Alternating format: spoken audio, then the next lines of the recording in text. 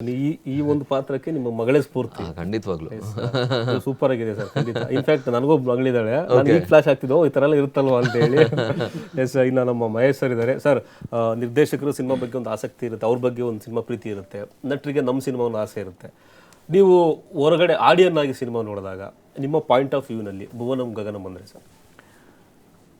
ಒಂದು ತಣ್ಣನೆ ಗಾಳಿಯ ತಂಪಾದ ವಾತಾವರಣದಲ್ಲಿ ಒಂದು ಪ್ರವಾಸಕ್ಕೆ ಹೋಗಿ ಬಂದಂಗೆ ಒಂದು ಫೀಲ್ ಆಯಿತು ಫಸ್ಟ್ ಟೈಮ್ ನಾನು ನೋಡಿದಾಗ. ಸೂಪರ್. ಅಷ್ಟು ಖುಷಿ ಕೊಡುತ್ತೆ. ಅಷ್ಟು ನಾನು SRV ಥಿಯೇಟ್ರಲ್ಲಿ ನೋಡಿದಾಗೂ ಅಷ್ಟೇ ಖುಷಿ ಕೊಡ್ತು, ದುಬೈಲಿ ನೋಡಿದಾಗೂ ಅಷ್ಟೇ ಖುಷಿ ಕೊಡ್ತು. ಅಗೈನ್ ನಾನು ಮಂಗಳೂರವ್ರದ್ದು ಕಂಪ್ಲೀಟಾಗಿ ನಾನು ನೋಡಿದೆ, ಮಂಗಳೂರಲ್ಲೂ ಅಲ್ಲೂ ಅಷ್ಟೇ ಖುಷಿ ಕೊಡ್ತು.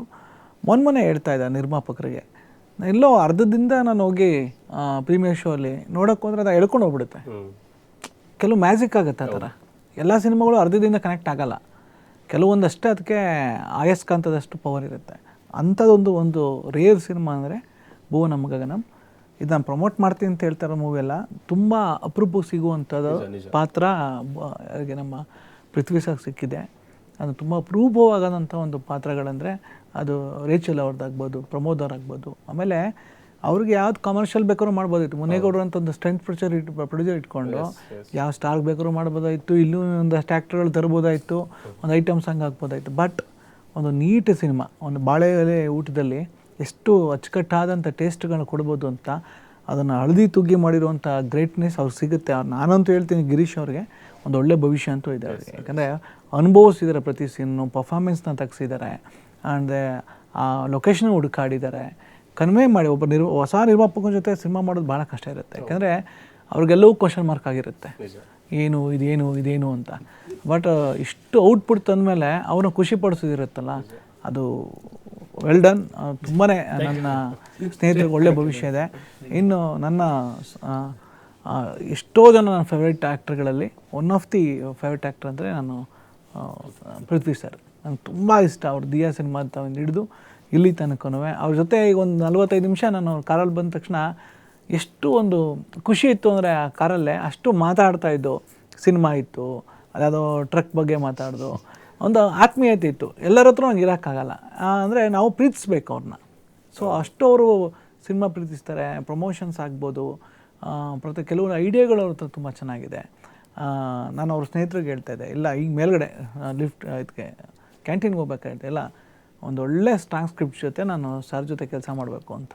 ಅದನ್ನು ಆದಷ್ಟು ಬೇಗ ಬರಲಿ ಅಂತ ಒಂದು ಯಾವತ್ತೂ ಮಾಡಬೇಕು ಅಂತ ಅಂದ್ಕೊಳ್ಳೋಕ್ಕಾಗಲ್ಲ. ಯಾವತ್ತೂ ಸಿನಿಮಾ ಅನ್ನೋದು ಆಗೋದು. ಈಗ ಪೃಥ್ವಿ ಅವ್ರು ಹೆಂಗೆ ಸೇರಿದ್ರು, ಪ್ರಮೋದ್ ಹೆಂಗೆ ಸೇರಿದ್ರು, ಈ ಸಿನಿಮಾ ಹೆಂಗಾಯಿತು, ಇವತ್ತು ಕೂತ್ಕೊಂಡು ಬೇರೆ ಥರನೇ ಆಗಿದ್ದು. ಬಟ್ ಒಂದು ಆಡಿಯನ್ಸ್ ವ್ಯೂ ಪಾಯಿಂಟಲ್ಲಿ ತುಂಬ ಚೆನ್ನಾಗಿ ಮಲ್ಟಿಪ್ಲೆಕ್ಸಲ್ಲಿ ಇವತ್ತು ದಿನ 10-15% ಇನ್ಕ್ರೀಸ್ಮೆಂಟ್ ಇರುತ್ತೆ. ಈಗ ಕೆಲವೊಂದು ಸಿನಿಮಾಗಳು ಹೆಂಗೆ ಅಂದರೆ ಓಪನಿಂಗ್ ತೊಗೊಬಿಡುತ್ತೆ, ಗ್ರ್ಯಾಂಡ್ ಓಪನಿಂಗ್, ಸೋಮವಾರಕ್ಕೆ ದವಾ ಕೊಡುತ್ತೆ. ಬಟ್ ಇದು ಹೆಂಗಿದೆ ಅಂದರೆ, ನಮ್ಮ ಗ್ರ್ಯಾಂಡ್ ಓಪನಿಂಗ್ ಇಲ್ಲ, ವೆರಿ ನಾರ್ಮಲ್ಲೂ ಓಪನಿಂಗು. ಯಾರಾಗಿದ್ರೆ ಇದನ್ನು ಅವತ್ತೇ ಬಿಟ್ಬಿಡ್ತಿದ್ರು. ಅಂಥ ಓಪನಿಂಗ್ ನಮ್ಗೆ ತುಂಬ ನಾರ್ಮಲ್ ಓಪನಿಂಗ್ ಸಿಕ್ತು. ಶನಿವಾರಕ್ಕೆ ಓಕೆ, ಬಟ್ ಭಾನುವಾರ ಆಡಿಯನ್ಸು ಈ 2 ರಿವ್ಯೂ ಇತ್ತು ಗೊತ್ತಾ, ಮೌತ್ ಪಬ್ಲಿಸಿಟಿ, ಅದನ್ನು ತಗೊಂಡು ನೆಕ್ಸ್ಟ್ ಹೋದರು. ಇಲ್ಲಾಂದರೆ ಸತ್ತೆಣ್ಣಕ್ಕೆ ಶೃಂಗಾರ ಮಾಡಿದಾಗ ನಾವು ಏನೇ ಪ್ರಮೋಷನ್ ಇವತ್ತು ಕೂರೋ ಅವಶ್ಯಕತೆ ಇಲ್ಲ. ರಮೇಶ್ ಅವ್ರ ಬಿಡಿ, ನೆಕ್ಸ್ಟ್ ಸಿನಿಮಾದಲ್ಲಿ ನೋಡ್ಕೊಳ್ಳೋಣ, ಅರ್ಧ ಗಂಟೆ ಅನ್ಬೋದಾಯಿತು. ಇವತ್ತು ಪ್ರೊಡ್ಯೂಸರ್ ಎನರ್ಜಿ ಕೊಟ್ಟಿದ್ದು, ಹೋಗಿ ಮಾತಾಡಿ ಅಂತ. ಪ್ರತಿ ದಿನ ಆಡಿಯನ್ಸ್ ಜೊತೆ ಹೋಗಿ ನಾವು ಪ್ರಮೋಷನ್ ಮಾಡ್ತಾಯಿದ್ದೀವಿ. ಎಲ್ಲದಕ್ಕೂ SPC ಫಿಲಮ್ಸ್ ಅವರು ಮುಖ್ಯ ಕಾರಣ ಇದಕ್ಕೆ, ನಮ್ಮ ಮುನೇಗೌಡರು ಸರ್. ಅವ್ರಿಗೆ ಇನ್ನಷ್ಟು ಒಳ್ಳೆಯದಾಗಲಿ. ಸರ್, ಮಹೇಶ್ ಸರ್ ತುಂಬ ಚೆನ್ನಾಗಿ ಅನಾಲಿಸಿಸ್ ಮಾಡೋದು ಸಿನಿಮಾ ಬಗ್ಗೆ. ನಾವು ಇಲ್ಲಿ ಗಮನಿಸಬೇಕಾಗಿರೋದು, ನಾವಿಲ್ಲಿ ಮಾತಾಡಬೇಕಾಗಿರೋದು ನಿರ್ಮಾಪಕರ ಬಗ್ಗೆ. ಮಹೇಶ್ ಸರ್ ಹೇಳಿದಾಗೆ ಒಂದು ಕಥೆನ ಇಟ್ಕೊಂಡು ಬಂದಾಗ ಒಬ್ಬ ನಿರ್ದೇಶಕನಿಗೆ ಏನೇನೋ ಆಸೆಗಳಿರುತ್ತೆ, ಮತ್ತು ನಿರ್ಮಾಪಕನ ಒಪ್ಸೋದು ಕೂಡ ಒಂದು ಬಿಗ್ಗೆಸ್ಟ್ ಟಾಸ್ಕು. ಇವತ್ತಿನ ಕಾಲಘಟ್ಟ ಹೆಂಗಿದೆ ಅಂತಂದರೆ, ಒಂದು 4 ಫೈಟು, ಒಂದು ಕಮರ್ಷಿಯಲಿ, ಒಂದು ಐಟಮ್ ಸಾಂಗು, ಒಂದು 4 ಪಂಚ್ ಡೈಲಾಗು, ಒಂದು ಲವ್ ಸ್ಟೋರಿ ಕಿತ್ತಾಡ್ಕೊಂಡು ಮನೆಗೆ ಹೋಗಿ ಮತ್ತೆ ವಾಪಸ್ ಒಂದಾಗೋದು, ಈ ಥರ ಇರುತ್ತೆ. ಬಟ್ ನಿಮ್ಮ ಸಿನಿಮಾದಲ್ಲಿ ತಾಯಿ ತಂದೆ ಸೆಂಟಿಮೆಂಟ್ ಇದೆ, ತಂದೆ ಮಗಳ ಸೆಂಟಿಮೆಂಟ್ ಇದೆ, ತಂದೆ ಮಗನ ಸೆಂಟಿಮೆಂಟ್ ಇದೆ, ಓವರ್ ಆಲ್ ಮತ್ತೆ ಯಾವುದೋ ಮುಗ್ಧ ಪ್ರೇಮ ಕಥೆ ಇದೆ, ಎಂಡಿಂಗೇ ಒಂದು ಡಿಫ್ರೆಂಟ್ ಆಗಿ ಇಟ್ಟಿದ್ದೀರಿ. ಇದೆಲ್ಲನೂ ಹೆಂಗೆ ಅಪ್ರೋಚ್ ಮಾಡಿ ಒಪ್ಸಿದ್ದು ಆ ಒಂದು ಟಾಸ್ಕ್ ನೆನೆಸ್ಕೊಳ್ಳೋದ್ರೆ? ಸರ್, ಏನು ಅಂತ ಹೇಳಿದರೆ, ಈಗ ನಮ್ಮ ಮಹೇಶ್ ಸರ್ ಹೇಳಿರೋ ಪ್ರಕಾರ, ಸೊ ಹೊಸ ನಿರ್ಮಾಪಕನಿಗೆ ಎಲ್ಲದೂ ಹೊಸದು. ಅಂದರೆ ಅವರಿಗೆ ಯಾವುದೂ ಕೂಡ ಇರಲ್ಲ. Is A white paper like, ಓಕೆನಾ, ನೀವು ಏನು ಬರೆದ್ರು ಕೊಟ್ಟರು ಕೂಡ ಅದ್ರ ಮುಂದೆ ಒಂದು ಕ್ವಶನ್ ಮಾರ್ಕ್ ಇರುತ್ತೆ ಇದಕ್ಕೆ. ಸೊ ಹೌದಾ, ಯಾಕೆಂದರೆ ಸಿನಿಮಾ ಅನ್ನೋದು ಅವರಿಗೆ ಅದು ಗೊತ್ತಿಲ್ಲ, ಸಿನಿಮಾ ಪ್ರೊಸೀಜರ್ಸ್ಗಳು ಗೊತ್ತಿರಲ್ಲ, ಸಿನಿಮಾ ರೀತಿ ಗೊತ್ತಿರಲ್ಲ. ಸೊ ಅವ್ರಿಗೆ ಪ್ರತಿಯೊಂದು ಕೂಡ ನೀವು ಕ್ವಶನ್ ಮಾರ್ಕ್ ಆಗಿ ಕಾಡುತ್ತೆ ಅದಕ್ಕೆ.